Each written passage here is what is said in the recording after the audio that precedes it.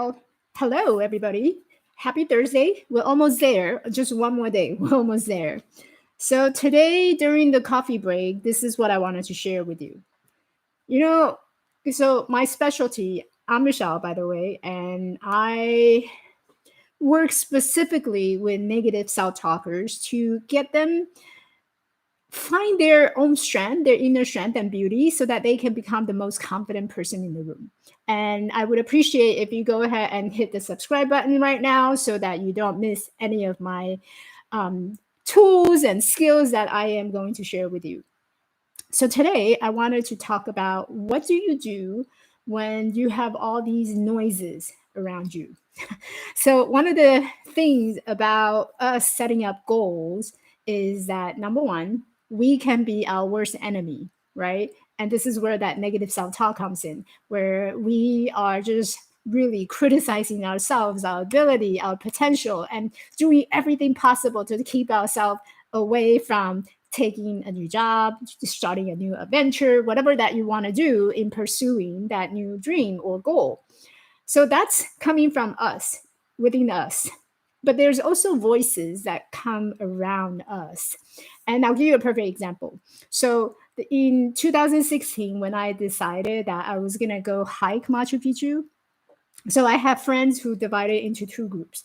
There are those who's really supportive, and they were like, "Oh, Michelle, this is gonna be great." And mind you, it was during the time I didn't even start working out yet, so I was not physically fit to hike. Period. So there are these group of friends who were really supportive, and they were all there for me. They were championing me. They were cheering. They're like, "Oh, great decision." And one of my friends actually gave me a whole list of what places to visit in Cusco in Peru, and what to eat and what to watch out for. And he gave me all these details, and he was so supportive of me. Yet there's another group of friends where they're not as supportive as I would imagine. So I have one particular friend, and she and I are really close. I have one particular friend who came back from Peru, who did the Machu Picchu hike. And so for those of you who've been to Machu Picchu and or heard of it, you probably have read somewhere that there's a lot of steps and it's high altitude. So some if you're not training, if you're not physically trained, or if you don't know how the environment is, it's actually quite dangerous. So this friend of mine went, and she came back, and on her trip, she's on the heavier side. And on her trip, I remember, she was there for like 2 weeks. And by the time that she came back, she started to have these knee injuries. So as you're landing on the stairs in Machu Picchu, what happened is each time you land, of course, your body weight would push down, right? So imagine 4 days of going up and coming down on stairs, and you can walking and bending, and so it's a lot of physical activity and strength that they're asking you to go through.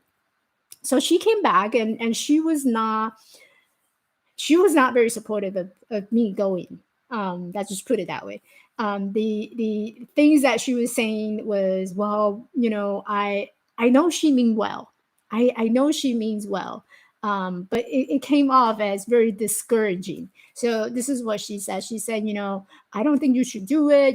What are you planning to do? Are you going to plan to get yourself killed up there? There's so many steps. I don't think you're going to be making it, and just cancel the trip. Why don't you do something like take the train? If you want to go to Machu Picchu, take the train. So it was a lot of that, don't do this.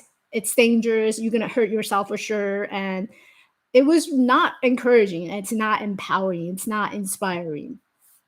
I decided, for those of you who's been following me and that you have heard my story on the feature story, you know that I went to Machu Picchu despite of friends who are not supportive. Um, and the reason for that is, and this is what I want to share with you today, is when you set a goal and when you know that you are committed to that goal, here's what I want you to do. I want you to set your intention.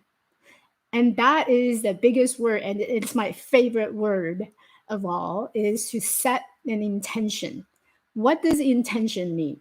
Intention means, what do you expect to get out of this experience?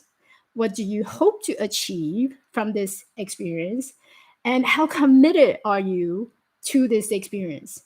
If you can answer all three of these questions and that you're really clear about what you want getting out of the experience, getting out of this goal that you set, then no matter what people are saying to you, I would encourage you to go and do your thing.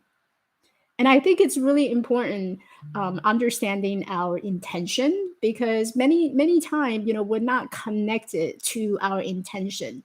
What do I mean by that? So you have a goal. Say, for example, in my case, it's I wanted to go to Machu Picchu. And what was the reason I wanted to go to Machu Picchu?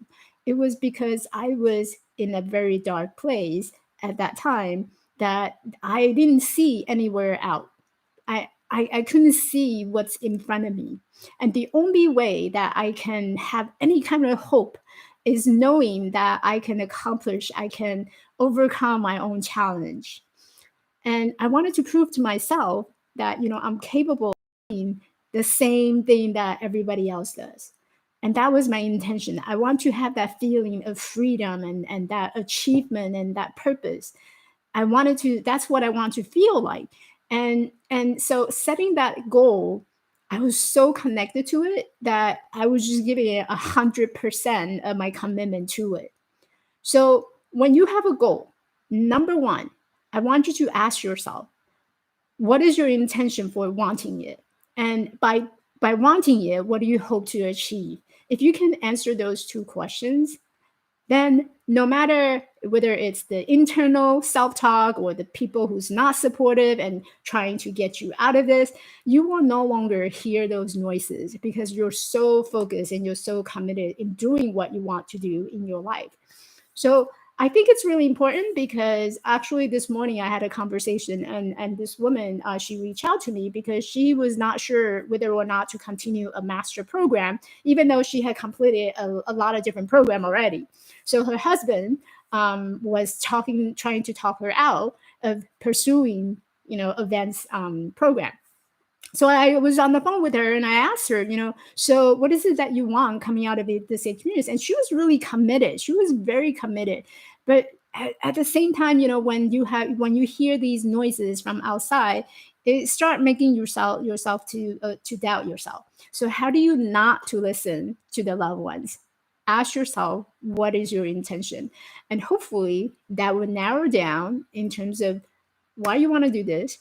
And it all comes down to, why do you want to do this? Who's doing it? And what do you hope to achieve at the end when you accomplish it? What does that picture look like? So envision yourself a year from today, 2 years from today, 3 years from today. What would that look like for you? And hopefully you will have a clear and more understanding of why you want certain things in your life. And when the noises comes on, they're just noises. And I'll go into more detail tomorrow in terms of what are some of the noises that can appear in your life and how do you deal with them. So stay tuned. Make sure you hit the subscribe button right now so that you don't miss tomorrow's episode.